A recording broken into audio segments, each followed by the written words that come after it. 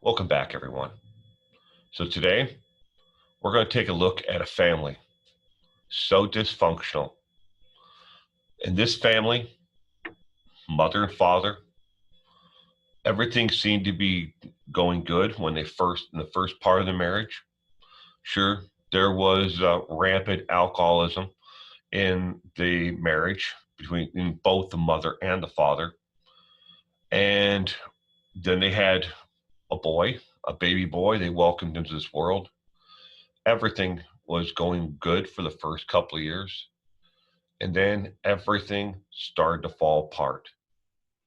The father started stepping outside the marriage.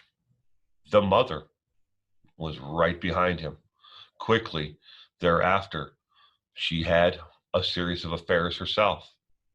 And then the marriage fell apart, but not before they welcomed a little girl into the family. So the two children and this dysfunctional family unit split. The father would remarry, and the mother would go on to try to put her life together as what best as she could. By the time the son had reached the age of 10 and his sister had reached the age of 7, they had watched mom and dad commit a series of crimes and had really no viable chance of going forward from there on to have any kind of a decent life. The best person that they could have been with and stayed with would have been their mother. And as we get into it, you'll find out that is not what happened.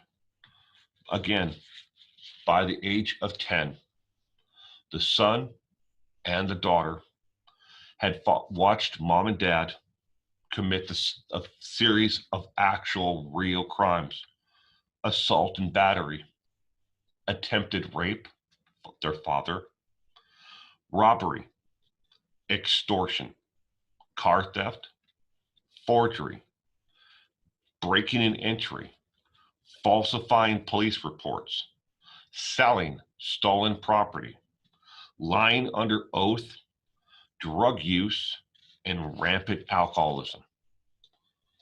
By the time the boy was 10 years old and his sister was 7, they'd already watched this entire series of things unfold in their relationship on top of the mother and father's adultery. Now, let's get into the story. Thank you for joining me today. After 18 years, what do we know about Leanne Mangrum's killing? Almost 2 decades ago, the body of a beaten woman was found by fishermen floating in the Turnbill Creek in Dickson County. Her death was deemed suspicious by her family, prosecutors, police, and the county morgue, opening the door to a case of twists and turns. The woman, 34-year-old Leanne Smith Mangrum, she was murdered by her ex-husband's new wife, Kimberly, who was convicted of the slaying in 2004. Leanne Smith Mangrum was found in the creek by her Jeep, which was submerged in water, although she was covered with bruises from head to toe by a beating from a baseball bat. An autopsy revealed she died actually from drowning. Her homicide case sat cold for years as authorities looked to unravel leads and shift through the tales of family lies that had been spun in this case. All the time thinking the death of the school teacher was suspicious. Investigators discovery more than one person had to commit the actual act. Leanne and Kimberly had a rocky relationship. Kimberly and her husband, Terry Sr., Leanne's former husband, had custody of Leanne's two children, Alicia and Terry Jr., mainly in part because of Leanne's rampant alcoholism. Kimberly frequently threatened to kill Leanne and disparaged her in front of her kids, sometimes forcing them to call their mother and say horrible things to her, like they hoped that she would die or wishing she was dead. Her family told the Television in 2004 that Kimberly and Terry Sr. often harassed Leanne at work and on her weekends, making sure she never had a moment's peace. The threats and harassment that she would receive in and about before 2004 culminated in her death. Court testimony revealed that Kimberly hatred of Leanne seeped into her relationship with her stepchildren, whom she reportedly abused. The children told the court their stepmother often burned them with cigarettes, hit them, or beat them with wire hangers or whatever she could get her hands on. On September 7, 2002, while Terry Sr. was sleeping, Kimberly herded the kids into her car to hunt down Leanne. As she arrived at Leanne's home, she was returning from a sports bar. Kimberly followed behind Leanne's Jeep and used the baseball bat to smash out the vehicle's front windshield. Leanne tried to drive away, but Kimberly beat her with a baseball bat until she was almost unconscious. Then she ordered her 15-year-old son, Terry Jr., to strike his mother with a piece of 2x4. He first refused until his stepmother threatened to beat him with the bat, and he complied. The attack left Leanne unconscious, covered in blood, but still barely alive. Court testimony revealed that Kimberly and Terry moved Leanne to the edge of the Turnbull Creek, where they stuffed pills down her throat to make sure that Leanne would die. Kimberly forced Terry Jr. to hold his mother underwater, drowning her, which initially, they believed was the cause of death, and turned out in the end to be the actual real cause of death. She forced her son, 15 years old, to kill his own mother. District Attorney Dan Alsbrook, who prosecuted the case against Kimberly Mangrum, said family members initially claimed that Leanne was with a mysterious man the night she was killed. All subsequent reports turned out to be false. It wasn't until Alicia, who turned 11 years old when her mother was murdered, was granted immunity and revealed the truth. She told the court about witnessing her mother's murder and the beatings from Kimberly. After Kimberly was released on bail, she fled the area, landing a spot on Tennessee's Bureau of Investigation's most wanted list before being discovered in Kentucky. Although Terry Sr. wasn't aware of the murder of his ex-wife until later, he destroyed evidence in the killing, tossing the baseball bat into a creek, discarding and burning clothing that was used during the attack. He would later plead guilty to accessory after the fact, and then was released on parole and then probation. Terry Jr. pleaded guilty to second-degree murder after he was charged as an adult. Kimberly was convicted of first-degree murder by a jury and then sentenced to life in prison without the possibility of parole, which was struck down by the Tennessee Supreme Court. She is currently incarcerated at the Tennessee Prison for Women in Nashville. She won't be eligible for parole until 2058, when she turns 94 years of age. Terry Jr. took a plea as he was looking at, resentencing guidelines in his case. He will be eligible to be off of parole and probation completely in 2030.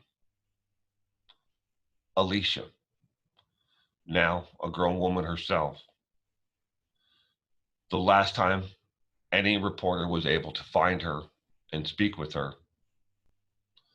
And she says that to this day, she has never been able to live a normal life.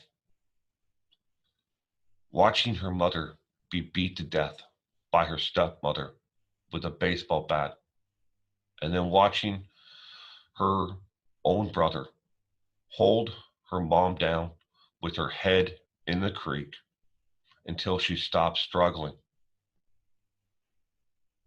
That burned into the mind of 11-year-old Alicia.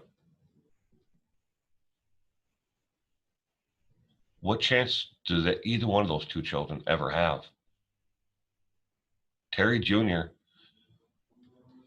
yes, he took place in it. But even in his own defense, during the trial, he said that he only took part in this entire thing because he was afraid of what Kimberly was going to do to his sister and to him. He did it to protect his sister. And she cooperated what he said, that he did it only because of the total manipulation that Kimberly had over them and the abuse that they'd already been taken, from her constantly since Terry Sr. and Kimberly were married, and that he did it to protect her over and over again. All she wanted to talk about was how her brother protected her. And she knew what he did was wrong, but he didn't have a choice. If he would have refused, she most likely would have killed both of the children that night. No chance at all to have a normal life.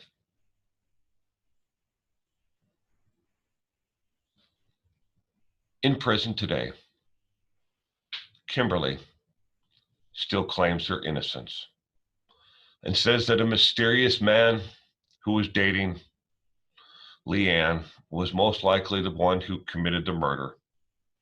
She doesn't admit to anything, even though both of the kids testified against her. Alicia having total immunity for anything involved in the crime at all. She still, to this day, says that she was 100% innocent of any of it. Burning the kids, beating the kids, whipping them with hangers or sticks or anything at all. She says she never did any of it, that she was a perfect stepmother. She refuses now in 2020 to talk about it because her attorneys have found another loophole, another way to appeal her sentence. They are hoping for a new trial where she could be sentenced underneath even more lenient sentencing ranges that are now in the books since her conviction 18 years ago. Justice. Justice is a strange thing. Who is ever going to speak up for Leanne? Who's going to speak up for Alicia? And should we be as harsh on Terry Jr.? What chance did he have? What choice did he have? Again, if he wouldn't have helped her, he knew the likelihood was eventually either Alicia or him and Alicia were going to die at the hands of Kimberly. What did Dad do? Dad turned a blind eye to the abuse that both of the children suffered the entire time he was married to Kimberly. But he knew they couldn't live with Mom. She was going through a rampant addiction to alcohol. She couldn't watch those children.